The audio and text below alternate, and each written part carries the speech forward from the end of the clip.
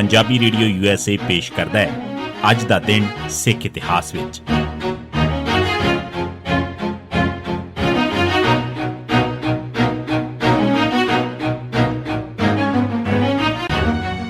ਸਿੱਖ ਇਤਿਹਾਸ ਦੀਆਂ ਘਟਨਾਵਾਂ 'ਚ 13 ਮਈ ਦਾ ਦਿਨ। 1708 ਗੁਰੂ ਗੋਬਿੰਦ ਸਿੰਘ ਸਾਹਿਬ ਤੇ ਬਹਾਦਰ ਸ਼ਾਹ ਬੁਰਹਾਨਪੁਰ ਪੁੱਜੇ। ਗੁਰੂ ਸਾਹਿਬ ਤੇ ਬਹਾਦਰ ਸ਼ਾਹ ਦੇ ਕਾਫਲੇ 13 ਮਈ 1708 ਦੇ ਦਿਨ ਬੁਰਹਾਨ ਸ਼ਾਹ ਪੁੱਜੇ। ਵਜ਼ੀਰ ਖਾਨ ਦੇ ਨੁਮਾਇੰਦਿਆਂ ਦਾ ਮੇਲ ਬਾਦਸ਼ਾਹ ਨਾਲ ਬੁਰਹਾਨਪੁਰ ਜਾਂ ਇਸ ਤੋਂ ਕੁਝ ਚਿਰ ਮਗਰੋਂ ਹੀ ਹੋਇਆ ਹੋਵੇਗਾ, ਕਿਉਂਕਿ ਬਹਾਦਰ ਸ਼ਾਹ ਮਈ 1708 ਦੇ 2 ਹਫ਼ਤੇ ਨਰਮਦਾ ਦਰਿਆ 'ਚ ਹੜ੍ਹ ਆਏ ਹੋਣ ਕਾਰਨ ਬੁਰਹਾਨਪੁਰ ਰੁਕਿਆ ਰਿਹਾ ਸੀ। ਵਜ਼ੀਰ ਖਾਨ ਦੇ ਇਲਚੀਆਂ ਨੇ ਮਿਲੀ ਰਕਮ ਕਾਰਨ ਬਹਾਦਰ ਸ਼ਾਹ ਦੀ ਨੀਅਤ ਬਦਲੀ ਸੀ। ਇਸ ਤੋਂ ਬਾਅਦ ਬਹਾਦਰ ਸ਼ਾਹ ਨੇ ਗੁਰੂ ਸਾਹਿਬ ਤੋਂ ਦੂਰ ਰਹਿਣਾ ਸ਼ੁਰੂ ਕਰ ਦਿੱਤਾ।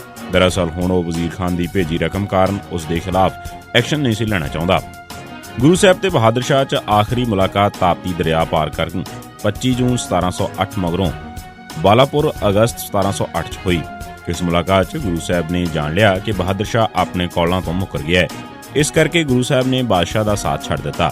ਬਾਦਸ਼ਾਹ 24 ਅਗਸਤ 1708 ਨੂੰ ਗੰਗਾ ਪਾਰ ਕਰਕੇ ਅੱਗੇ ਨਿਕਲ ਗਿਆ ਤੇ ਗੁਰੂ ਸਾਹਿਬ ਨੰਦੇੜ 'ਚ ਰੁਕ ਗਏ।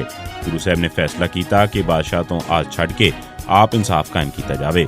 ਜਿੱਥੇ ਉਹਨਾਂ ਦਾ ਮੇਲ 3 ਸਤੰਬਰ 1708 ਦੇ ਦਿਨ ਮਾਧੋ ਦਾਸ ਬੈਰਾਗੀ, ਜੋ ਕਿ ਪਿੱਛੋਂ ਬੰਦਾ ਸਿੰਘ ਬਹਾਦਰ ਬਣਿਆ, ਨਾਲ ਹੋਇਆ। ਪੰਜਾਬ ਦੀ ਹਾਲਤ ਸੁਣ ਕੇ ਤੇ ਮੁਗਲ ਹਾਕਮਾਂ ਦੀਆਂ ਕਰਤੂਤਾਂ ਸੁਣ ਕੇ ਬੰਦਾ ਸਿੰਘ ਨੇ ਗੁਰੂ ਜੀ ਤੋਂ ਪੰਜਾਬ ਜਾ ਕੇ ਦੁਸ਼ਟਾਂ ਨੂੰ ਸੋਧਣ ਦੀ ਇਜਾਜ਼ਤ ਮੰਗੀ। 1984 ਜਲੰਧਰ 'ਚ ਸਿੱਖਾਂ ਦੀਆਂ 20 ਦੁਕਾਨਾਂ ਲੁੱਟੀਆਂ ਗਈਆਂ ਤੇ ਫਿਰ ਉਹਨਾਂ ਨੂੰ ਅੱਗਾਂ ਲਾ ਦਿੱਤੀਆਂ ਗਈਆਂ। ਰਮੇਸ਼ ਦੇ ਕਤਲ ਮਗਰੋਂ ਅਗਲੇ ਦਿਨ 13 ਮਈ 1784 ਦੇ ਦਿਨ CRPF ਦੀ ਕਮਾਨ ਤੇ ਹਿਫਾਜ਼ਤ ਹੇਠ ਦਹਿਸ਼ਤਗਰਦਾਂ ਨੇ ਜਲੰਧਰ 'ਚ ਜਲੂਸ ਕੱਢਿਆ। ਦਹਿਸ਼ਤਗਰਦਾਂ ਨੇ ਸਿੱਖਾਂ ਦੀਆਂ 20 ਦੁਕਾਨਾਂ ਲੁੱਟੀਆਂ ਤੇ ਸਾੜੀਆਂ। ਕਈ ਸਿੱਖਾਂ ਨੂੰ ਪੱਥਰ ਤੇ ਲਾਠੀਆਂ ਮਾਰ ਕੇ ਜ਼ਖਮੀ ਕਰ ਦਿੱਤਾ ਗਿਆ। ਪੁਲਿਸ ਨੇ ਕਿਸੇ ਨੂੰ ਵੀ ਗ੍ਰਿਫਤਾਰ ਨਹੀਂ ਕੀਤਾ। 1988 ਬਲੈਕ ਥੰਡਰ ਆਪਰੇਸ਼ਨ ਹੇਠ ਦਰਬਾਰ ਸਾਹਿਬ ਤੇ ਗੋਲੀਬਾਰੀ ਜਾਰੀ। 9 ਮਈ ਨੂੰ ਸ਼ੁਰੂ ਹੋਏ ਬਲੈਕ ਥੰਡਰ ਆਪਰੇਸ਼ਨ ਹੇਠ ਦਰਬਾਰ ਸਾਹਿਬ ਤੇ ਫੌਜੀ ਧਾਵੇ ਦਾ ਚੌਥਾ ਦਿਨ ਸੀ। 9 ਮਈ ਤੋਂ 12 ਮਈ ਤੱਕ 4 ਦਿਨ ਲਗਾਤਾਰ ਫਾਇਰਿੰਗ ਹੁੰਦੀ ਰਹੀ ਸੀ। ਇਸੇ ਦਿਨ ਪਾਣੀ ਦੀ ਟੈਂਕੀ ਤੇ ਫੌਜ ਦਾ ਕਬਜ਼ਾ ਹੋਣ ਨਾਲ ਖੜਕੂਆਂ ਦਾ ਪਾਸਾ ਕਮਜ਼ੋਰ ਹੋ ਗਿਆ। 13 ਮਈ ਨੂੰ ਹਥਿਆਰ ਸੁੱਟਣ ਵਾਸਤੇ ਆਖਣ ਤੇ ਕੁਝ ਹੋਰ ਮੁਸਾਫਰ, ਔਰਤਾਂ ਤੇ ਬੱਚੇ ਬਾਹਰ ਆ ਗਏ। 14 ਮਈ ਨੂੰ ਕਾਰ ਸੇਵਾ ਵਾਲੇ ਉੱਤਮ ਸਿੰਘ ਦੇ ਸੇਵਾਦਾਰ ਬਾਹਰ ਆ ਗਏ। ਇਸ ਦਿਨ ਰਾਮਗੜੀਆ ਬੁੰਗੇ ਤੋਂ ਤੋਪਾਂ ਦੇ ਗੋਲੇ ਮਾਰ ਕੇ ਖਾੜਕੂਆਂ ਨੂੰ ਖਤਮ ਕਰਨ ਲਈ ਫੌਜ ਨੇ ਸਾਰਾ ਜ਼ੋਰ ਲਾਇਆ, ਪਰ ਕਾਮਯਾਬੀ ਨਾ ਮਿਲੀ।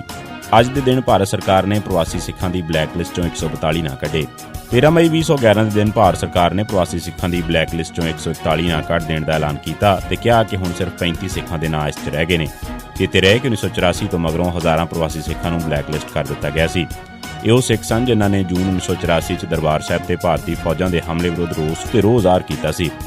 ਪਹਿਲਾਂ ਸਿਮਰਨਜੀਤ ਸਿੰਘ ਮਾਨ ਵੱਲੋਂ ਮਾਰਚ 2003 'ਚ ਉੱਘੇ ਸਿੱਖ ਇਤਿਹਾਸਕਾਰ ਡਾਕਟਰ ਹਰਜਿੰਦਰ ਸਿੰਘ ਦਲਗੀਰ ਨੂੰ ਦੁਬਾਰਾ ਬਲੈਕ ਲਿਸਟ ਕਰਨ ਵਿਰੁੱਧ ਹਿਊਮਨ ਰਾਈਟਸ ਕਮਿਸ਼ਨ ਵਿੱਚ ਕੀਤੀ ਪਟੀਸ਼ਨ ਸੰਬੰਧੀ ਜਵਾਬ ਤਲਬੀ ਵਿੱਚ ਭਾਰਤ ਸਰਕਾਰ ਦੀ ਹੋਮ ਮਿਨਿਸਟਰੀ ਨੇ 10 ਅਪ੍ਰੈਲ 2003 ਦੇ ਦਿਨ ਡਾਕਟਰ ਦਲਗੀਰ ਦਾ ਨਾਂ ਇਸ ਲਿਸਟ 'ਚੋਂ ਕੱਢਣਾ ਮੰਨ ਲਿਆ ਤੇ ਉਸ ਤੋਂ ਮਗਰੋਂ 353 ਨਾਂ ਹੋਰ ਕੱਢ ਦਿੱਤੇ ਗਏ।